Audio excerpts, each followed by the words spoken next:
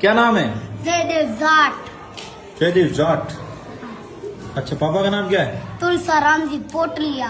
अच्छा, जयदेव कौन सी क्लास में पढ़ता है? दूसरी। दूसरी में कौन कौन से विषय पढ़ता है तुम? हिंदी और इंग्लिश गणित। अच्छा, बढ़िया पढ़ाई कर लेता है? यस। पढ़ लिख कर क्या बनेगा? फौजी। फौजी बनेगा? क्यों? जवान बनूंगा मैं तो। जवान बनेगा। और फिर क्या करेगा? गुंडों को मारूंगा। गुंडों को मारेगा? हाँ। अच्छा, गुंडे कहाँ से आते हैं? बॉर्डर में से कभी लगा देते बम, फिर मैं मार दूंगा इनको। उनको मार देगा ना? हाँ। वाह भाई, सपने तेरे बड़े हैं ना। ये तेरे को किसने बताया कि फौजी बनना है? मेरे को किसी ने भी नहीं। किसी ने भी नहीं? तो अपने आप से कहाँ से आ गई ये फौजी बनने की ललक? आ गई आतंकी हूँ तो हो सपनों आयो। अच्छा, सपनों आया होगा फौजी बनूं है? हाँ। बहुत बढ़िया बात है। अच्छा,